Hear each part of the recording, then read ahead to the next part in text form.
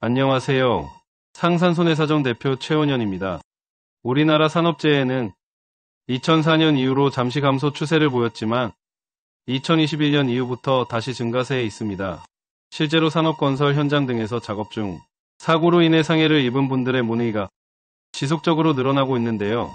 보통 경추나 흉추, 요추 등의 골절 및 손가락 골절, 가스 폭발 및 비슷한 상황에 의한 화상 등이 많이 발생합니다. 이 경우 보통 기업에서 가입한 사회보험인 산재보험을 통해 보상을 받습니다. 그러나 산재 처리가 종결된 이후 추가로 보상받을 수 있는 보험금이 있는데요. 바로 많은 분들이 잘 모르고 있는 근제보험입니다. 근제보험에 대해 소개합니다. 산재 종결되고도 추가로 받는다고?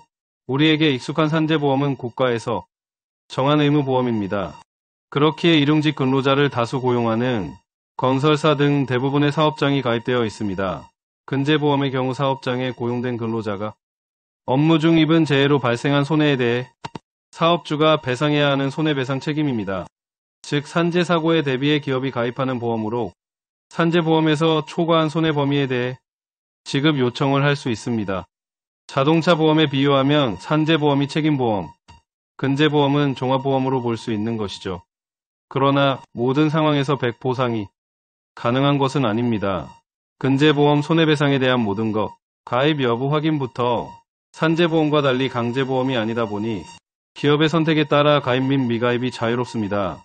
사고가 많이 발생하는 건설 업종의 경우 대부분 가입되어 있지만 그렇지 않은 경우도 있어 반드시 미리 회사의 근제보험 가입 여부를 확인해 봐야 합니다.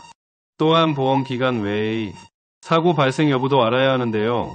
보통은 자동연장 특약을 가입하고 있지만 공사 확장이나 비용 증액 등 갑자기 발생한 부분에 대한 보험사의 승인 여부가 나지 않은 경우라면 보험 적용이 누락될 수 있습니다.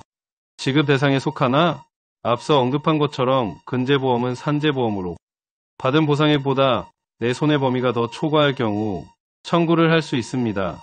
다시 말해 산재보상금이 실제로 발생한 손해배상액보다 더 많았다면 청구할 수 없는 것이죠. 이를 판단할 수 있는 것이 근로자의 과실 유무와 소득, 연령, 위자료, 장애율 등입니다. 장애율 측정이 중요해 산재보험이 연령이나 과실 비율 등과 상관없이 평균 임금을 기준으로 보상하는 정률 방식이라면 근제보험은 기업의 과실 책임을 원칙으로 합니다. 그렇기에 연령이나 소득, 과실 비율, 노동력 상실률 등에 의해 손해배상액이 결정되는데요.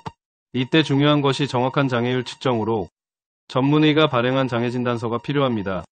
보험사와의 분쟁 발생의 핵심, 이처럼 근로자 입장에서 더 큰 보상을 주기 위한 보험임은 분명하지만 문제는 보상금을 받는 것이 그리 쉽지 않다는 데 있습니다.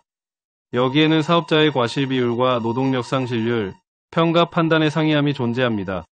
사업자의 책임이 어느 정도나 차지하는지를 정하기 위해서는 사고의 경위부터 내용, 근로자 및 목격자 진술 등 다양한 부분을 고려해야 하는데요. 이때 사업자의 책임 비율이 50에 그친다고 평가될 경우 나머지 50에 대한 부분은 보상받지 못할 수 있습니다. 최대한 사업자의 책임 비율을 높게 책정할 수 있어야 하죠. 동시에 노동력 상실률을 인정하는 장애율의 경우 보험사가 최대한 면책 혹은 삭감하려는 항목이기도 한데요. 이에 맥브라이드 장애진단 등 관련 진단서를 발급받아 어느 정도의 노동력 상실률이 발생했는지를 객관적으로 증명할 수 있어야 합니다. 보험사는 피해자가 입증한 사항에 대한 반증으로 의료자문을 시행하여 피해자가 납득하지 못하는 내용으로 배상금을 적게 지급하려고 합니다. 현장 조사부터 의료기록까지 각종 필요한 자료를 수집하고 이를 보험 약관상에서 규정하는 보상에 해당되는지를 평가하는 것인데요. 이 사이 보험사와 개인 간 분쟁이 필연적으로 발생, 해당 근로자는 부재한 정보와 법률의학적 지식으로 인해 불리한 상황에 놓이기 쉽습니다. 근제보험 손해사정의 도움 절실해 근제보험 보상 청구를 통해 지급받을 수 있는 부분은 위자료를 비롯한 치료비, 휴업손해상실 수익액 차액, 그리고 산재보험에서 지급받지 못한 항목 등입니다. 나에게 발생한 손해액을 정확하게 측정하고 이를 정당하고 합당한 방식으로 지급받아야 하는데요. 더욱이 이 보험은 사업자가 알아서 처리해주는 것이 아닌 근로자가 직접 보험사에 청구해 배상받아야 합니다. 이때 회사와 이견이 발생한다거나 혹은 보험사의 지급 거부 혹은 삭감으로 문제가 생긴다면 모든 스트레스는 개인에게 가중될 수밖에 없는데요. 이때 근제보험 손해사정은 중립적인 위치에서 근로자가 입은 손해액을 평가해 정당한 보상을 받을 수 있도록 도와줄 수 있습니다.